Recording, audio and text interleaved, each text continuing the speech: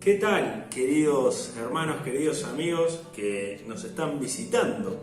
Sean todos ustedes muy pero muy bienvenidos a esta sección Conoce tu Biblia, esta sección que pertenece a los videos de la Iglesia Cristiana Evangélica aquí en la ciudad de Mercedes, en el departamento de Soriano, Uruguay. Y vayamos a lo nuestro. En esta sección, puntualmente en este momento, estamos hablando de la epístola que el apóstol Pablo le escribe a los hermanos que se congregaban allí en la ciudad de Filipos. Ya en el primer video estuvimos viendo un poco sobre el contexto cultural, estuvimos hablando un poco sobre quiénes eran los filipenses, estuvimos definiendo un poco qué quiere decir epístola y cuál es la diferencia con la carta, y estuvimos también hablando un poco de cómo era la ciudad de Filipos. Estuvimos mirando allí en Hechos capítulo 16 un poco de contexto histórico y cultural.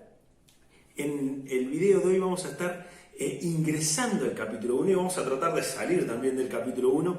Lo que pretendemos con esta sección de videos no es hacer un análisis exhaustivo, no es hacer una exégesis sumamente profunda de cada verso, puntualmente ahora de Filipenses, sino dar un pantallazo general para que cada uno de nosotros pueda sentarse, tomar su Biblia y estudiar qué es lo que Dios quiere decirnos. Pero creemos que es necesario poder contar con algunas herramientas básicas para poder sacarle más jugo aún a lo que estamos leyendo. No hay que ser un gran teólogo, no hay que ser un gran doctor en teología para poder entender la Biblia. La Biblia es la palabra de Dios revelada al ser humano y Dios se revela para darse a conocer. Entonces, cada uno de nosotros puede entender la Biblia sin la necesidad de hacer un gran estudio teológico.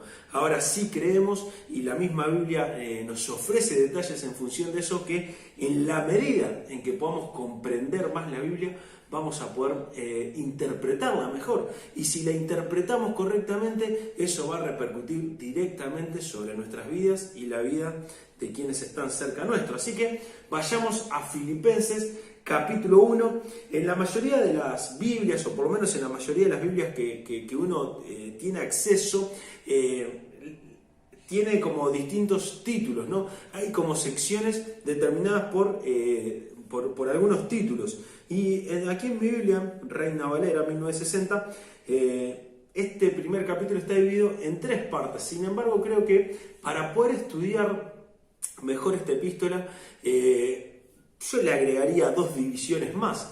Esto es simplemente un consejo mío a la hora de poder leer la Biblia y poder interpretarla como Dios quiere, pero desde mi experiencia, desde como yo la entiendo y bueno, lo que uno ha estudiado para poder comprender. Y estas 5 secciones de las que quiero hablarles hoy comienzan con la primera sección, que sí en la mayoría de las Biblias está claro, que es el saludo inicial, la salutación.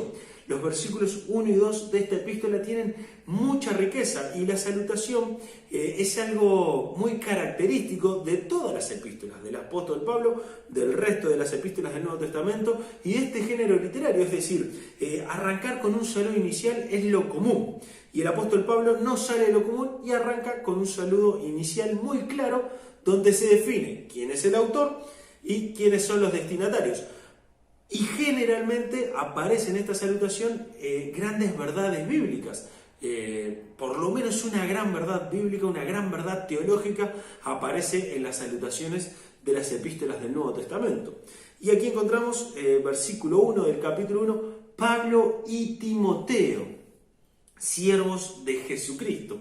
Déjenme hacer como un pequeño paréntesis para notar que esta epístola, si bien es del apóstol Pablo, el apóstol Pablo menciona a su compañero fiel Timoteo. No es que Timoteo sea quien también escribe intelectualmente esta carta, quizás era él el escriba, el que iba copiando lo que Pablo dictaba, pero no lo sabemos a ciencia cierta. Lo que queda claro es que es una epístola de la autoría de Pablo. El Espíritu Santo inspira al apóstol Pablo para que escriba esta epístola a los filipenses. Sin embargo, el apóstol Pablo reconoce la labor de Timoteo. Y esto es algo lindo para tener en cuenta cada uno de nosotros en el desarrollo de nuestra vida cotidiana, en el desarrollo de nuestros ministerios en la iglesia local, en el desarrollo de cada una de las ideas que se nos ocurren y podemos llevar a la práctica. Reconocer a aquellos que están cerca nuestro, reconocer a aquellos que están trabajando con nosotros, reconocer a aquellos que aunque hagan poquito, estuvieron allí presentes, como el apóstol Pablo lo hace con Timoteo, que no es que Timoteo haga poquito, Timoteo hace muchísimo. Pero reconocemos y creemos fielmente que el autor intelectual de esta epístola es el apóstol Pablo, que tiene el hermoso detalle de recordarnos que Timoteo estaba junto a él, ambos siervos de Jesucristo.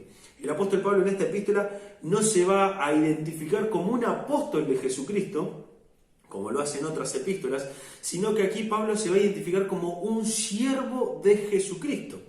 Esto es interesante y es importante a la hora de empezar a identificar qué tipo de epístola vamos a leer. Vamos a leer una epístola donde Pablo se identifica con el resto de la congregación como compañeros de trabajo, como siervos los unos con los otros.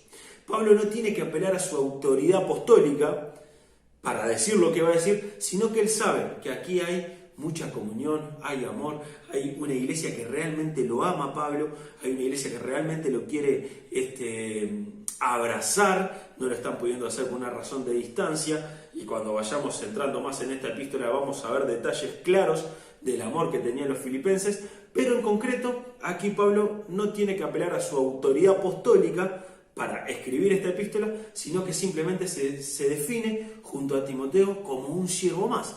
Y el apóstol Pablo en esta salutación nos va a hacer pensar a los filipenses, pero también a cada uno de nosotros, sobre tres categorías de orden no jerárquico, ¿sí? Tres categorías de orden que se debe dar en la iglesia del primer siglo, pero que se debe dar en todas las iglesias locales del mundo, que sean bíblicas al menos. Se deben dar tres órdenes no jerárquicos, ¿no? Tres roles que definen el orden de la iglesia, pero que no tienen que ver con la jerarquía, no tiene que ver con que uno manda y los otros obedecen. No, tiene que ver con categorías de orden, tiene que ver con roles de orden, distintos roles que cumplen distintas personas dentro de una iglesia local, pero que apelan al orden de la comunión, de la comunidad de fe de la que estemos hablando. Y el apóstol Pablo va a decir allí en el versículo 1, a todos los santos en Cristo Jesús que están en Filipos. Observen cómo Pablo aquí juega con la doble ciudadanía. Recordemos que la gente que vivía en Filipos eran ciudadanos romanos, tenían todos los privilegios de un ciudadano romano, entonces uno podía enorgullecerse, uno podía jactarse de su posición en este mundo. Sin embargo, Pablo está diciendo, son de Filipos, pero recuerden que también son de Cristo, ¿sí? Le pertenecen a Él, su ciudadanía está en los cielos. Recuerden este concepto, estamos aquí de paso, están por Filipos, viven allí concretamente ahora, pero recuerden bien que son los santos en Cristo Jesús. Y eso es lo que realmente tiene peso, ¿no? Nuestra ciudadanía está en los cielos. Pero bueno, ahí aparece la primera categoría de personas, ¿no? Los santos. Todos aquellos que han creído en Cristo como su Señor y Salvador. No solo algunos buenos hombres y algunas buenas mujeres que hicieron grandes buenas obras y terminan siendo reconocidos por todos. Esos quizás hayan sido personas piadosas, muchos de esos seguramente santos, como los está definiendo aquí el apóstol Pablo, pero lo que el apóstol Pablo está diciendo es que todos aquellos hermanos vivos en el momento en el que él escribe esta epístola eran llamados santos. Todos aquellos que habían entendido el mensaje del Evangelio podían ser llamados santos. Y estos santos que están junto con los obispos y diáconos. Y aquí encontramos estas tres categorías de orden no jerárquico de las que le hablaba al comienzo. Los santos, los obispos y los diáconos. Los santos, todos aquellos que hemos creído en Cristo como nuestro Señor y Salvador, somos hechos santos, llamados a seguir practicando la santidad, llamados a seguir caminando como Cristo caminó, pero ya somos santos delante de Dios. Somos apartados para Él, eso quiere decir santos. Los ancianos, si quieren saber más sobre estos términos, pueden entrar allí en 1 Timoteo capítulo 3, en Tito capítulo 1, para ver un poco más los requisitos de los ancianos.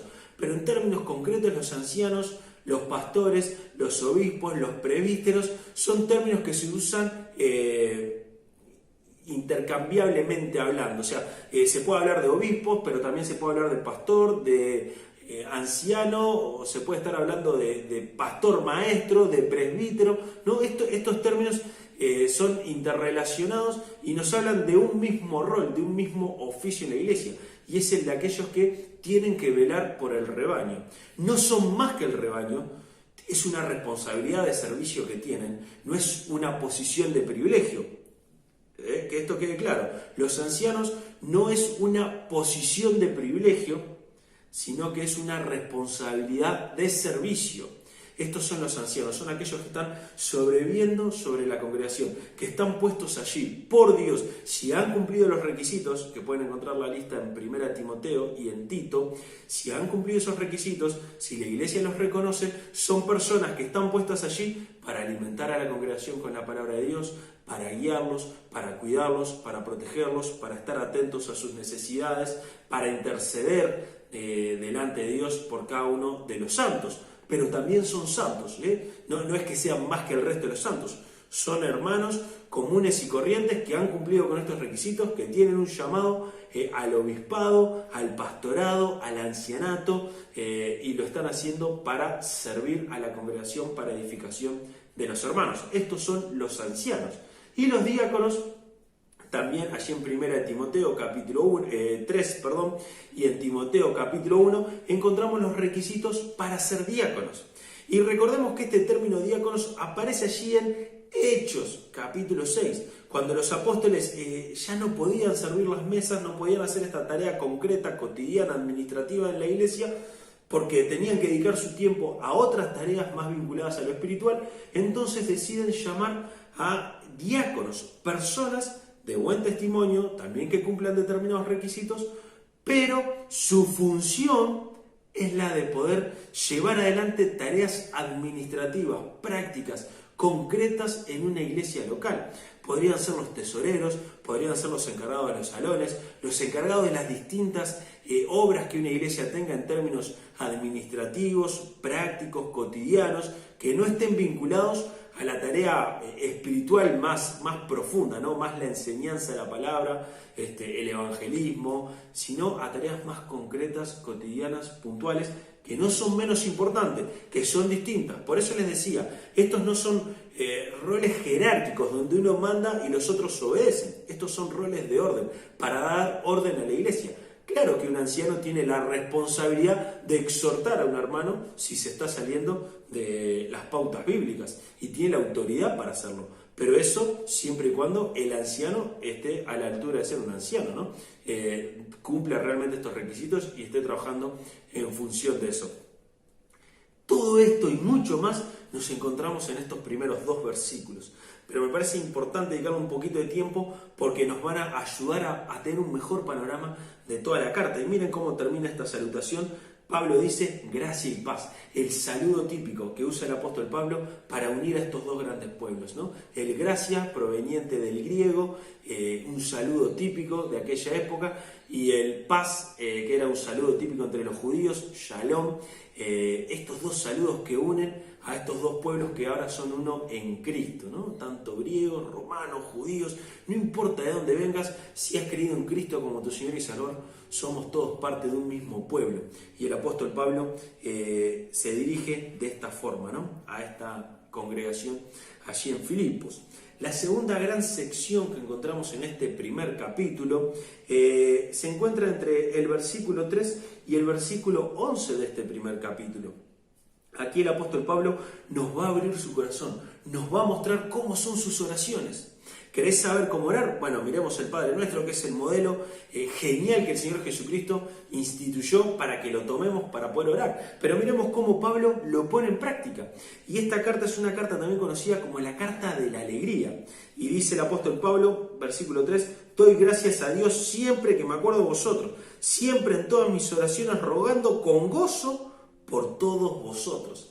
Qué lindo es ver al apóstol Pablo orando por los hermanos allí en Filipos.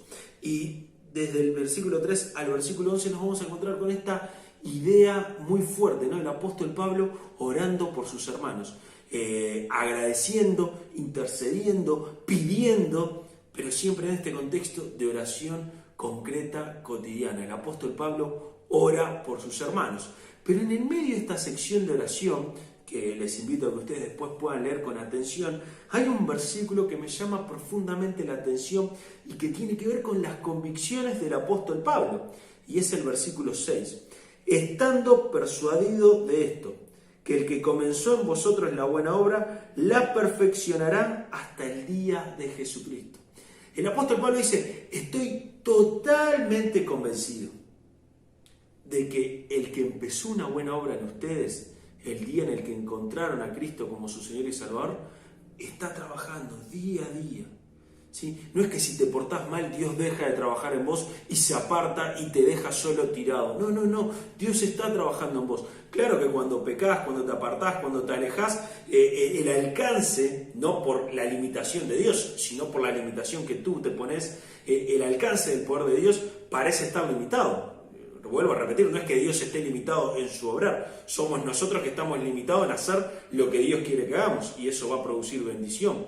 Ahora, Dios está trabajando en nosotros. Pablo estaba persuadido de que el que comenzó la buena obra será fiel, como dice una canción, en completarla, ¿no? Realmente va a seguir trabajando Dios. Jesús dijo, estoy con ustedes hasta el fin del mundo. Jesús mismo oró por nosotros y dijo, no te pido que los quites de este mundo, sino que los guardes de mal. Dios mismo está trabajando cada día en nosotros, nos está acompañando, nos está protegiendo. Por portarnos mal no perdemos la salvación, no quedamos en un limbo sin saber qué va a pasar con nuestras vidas porque nos equivocamos. No. Claro que esto no es una carta libre para poder hacer el pecado que querramos, porque el apóstol Pablo dice, perseveraremos en el pecado para que la gracia abunde. De ninguna manera. Los que hemos muerto al pecado, ¿cómo viviremos en él? Pero tenemos que saber que en los momentos difíciles y en los momentos fáciles Dios está trabajando. Tenemos que saber que Dios está realmente obrando en nuestras vidas, en el día a día, hasta que Cristo venga a buscar a su iglesia o hasta el día en el que nos toque partir de esta tierra, porque nos enfrentemos a la muerte, que la muerte es simplemente un paso, ¿no?, entre este mundo terrenal y la presencia total de Dios. Así que esta segunda sección es el corazón de Pablo abierto, mostrándonos cómo son sus oraciones con un convencimiento de que el que está trabajando es Dios. Si cada uno de nosotros oramos convencidos de quién es Dios y del trabajo que Dios está haciendo en nosotros, nuestras oraciones seguramente cambien radicalmente. Seguramente nos animemos a orar por otras cosas, seguramente dejemos de orar por tantas pavadas, seguramente nos animemos a entrar en una relación mucho más profunda con Dios, porque sabemos quién es Él, ¿no? Estoy convencido de que el que comenzó la obra en ustedes va a seguir trabajando, Luego nos encontramos con una tercera sección. Recuerden que estos videos, como decía al principio, no son una exégesis profunda de cada uno de los versículos, de cada una de las palabras, sino que es un contexto general para que cuando vos te sientes a leer la Biblia, cuando te sientes a estudiarla, puedas tener un contexto general de qué es lo que va a hablar cada una de estas secciones.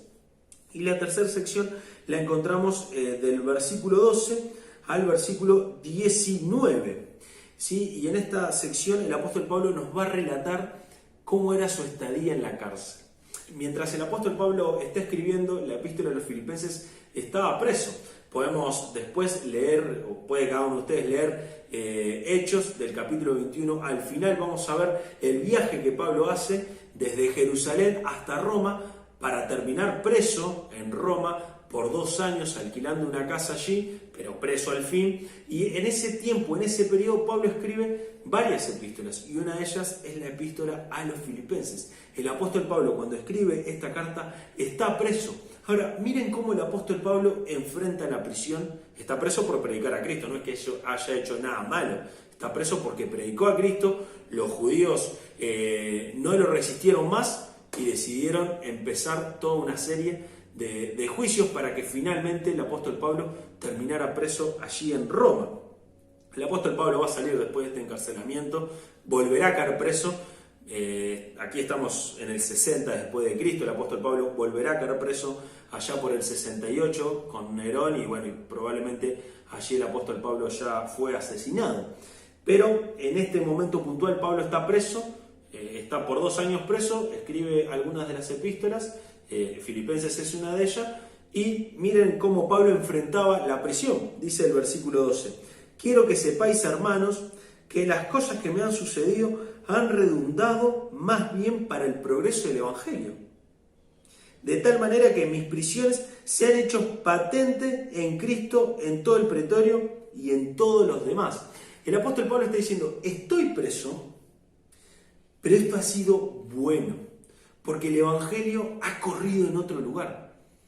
Dice, todos en el pretorio han escuchado el Evangelio. Esto, el pretorio, son las altas esferas gubernamentales, ¿no? El palacio gubernamental había escuchado. Si sabemos un poquito la historia de Pablo, sabemos que Pablo fue llamado a predicar el Evangelio a los gentiles y con un llamado especial a llegar a las autoridades, a quienes estaban en lugares de eminencia del gobierno, al emperador mismo. El apóstol Pablo está llegando y lo está haciendo porque está preso. Si el apóstol Pablo no estuviera en prisión, quizás no llegaría al pretorio, no llegaría a este lugar tan relevante, de tanta influencia militar y política. Sin embargo, gracias a que está preso, muchos están escuchando el Evangelio. Esta es la forma en la que Pablo enfrenta su mundo, esta es la forma en la que Pablo enfrenta sus situaciones complicadas. Pablo mismo lo dice así en Romanos 8:28, sabemos que a los que aman a Dios, todas las cosas le ayudan a bien. Qué hermoso poder mirar la vida así. Qué hermoso desafío nos plantea el apóstol Pablo. No importa las circunstancias por las que estés atravesando, no importa las situaciones por las que estés atravesando, lo que importa es cómo te posicionás delante de Dios para enfrentarlas. Pero claro, Pablo estaba persuadido, estaba totalmente convencido de que Dios estaba obrando. Y esto le permitía a Pablo enfrentar las prisiones de esta forma, ¿no? Que me han sucedido han redundado más bien para el progreso del Evangelio. Después el apóstol Pablo nos va a hablar en esta sección, que va hasta el versículo 19, de personas que predicaban el Evangelio simplemente para causarle aflicción al apóstol Pablo. Quizás habían hermanos que predicaban el Evangelio y querían demostrar que ellos podían convertir más gente que el apóstol Pablo porque Pablo estaba preso y ellos estaban libres, ¿no? Quizás era este un problema que tenían estos hermanos.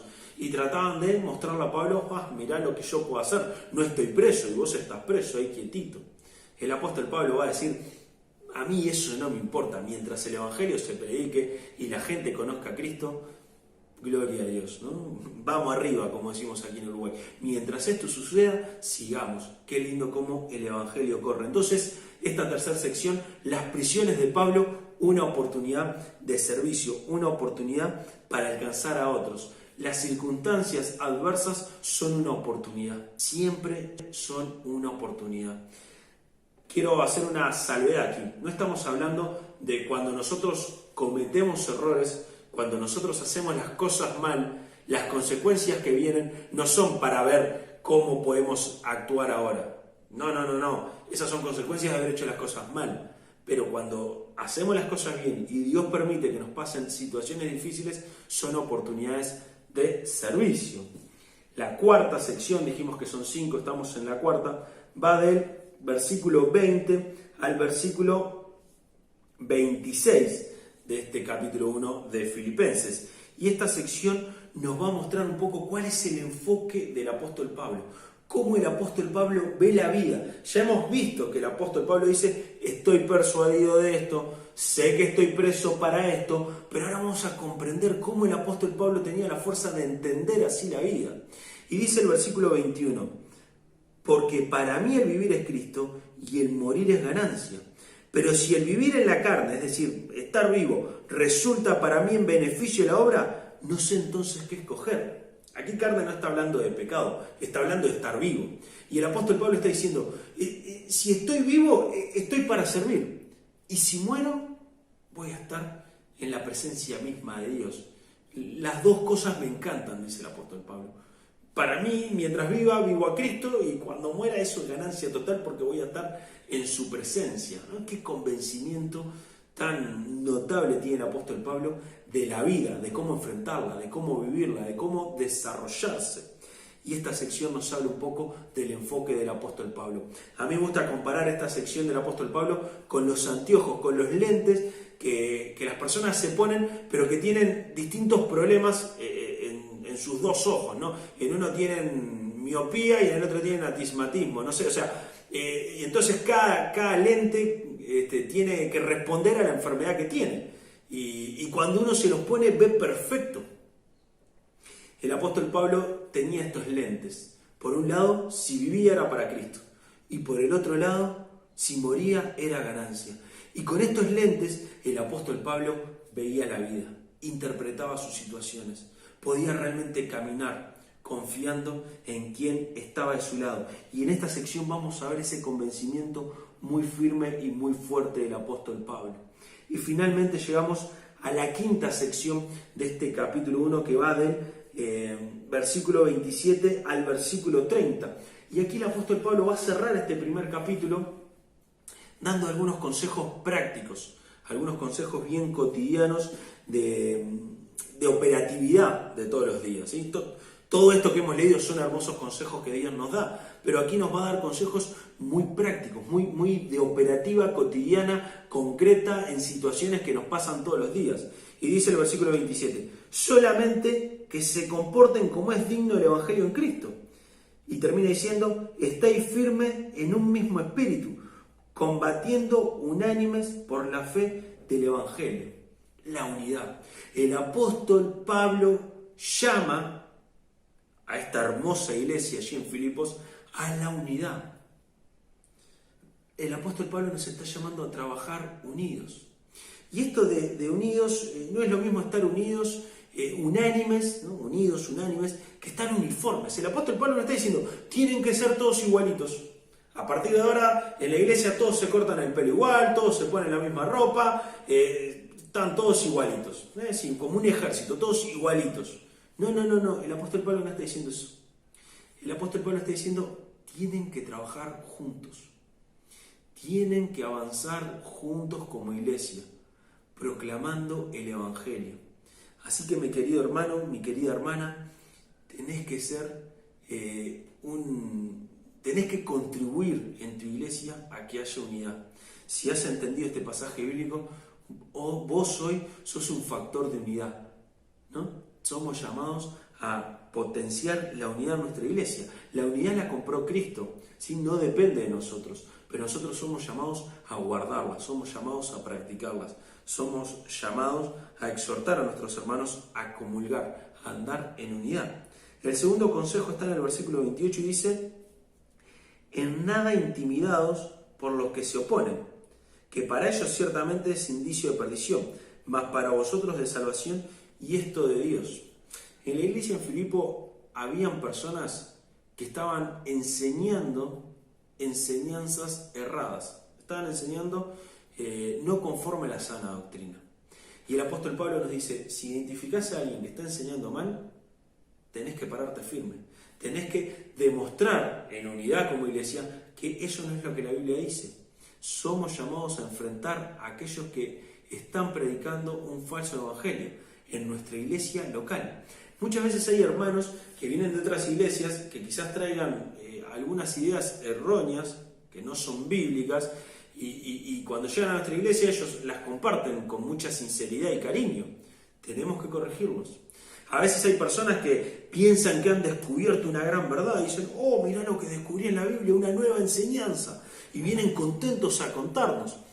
Bueno, miremos la Biblia. Quizás sí sean cosas que hay que corregir y que un hermano las descubrió, pero a veces no, a veces son simplemente errores en la interpretación, no tuvo en cuenta el contexto, no tuvo en cuenta las reglas básicas de hermenéutica y terminó entendiendo cualquier cosa. Bueno, allí tenemos que atacar esos errores y ayudar.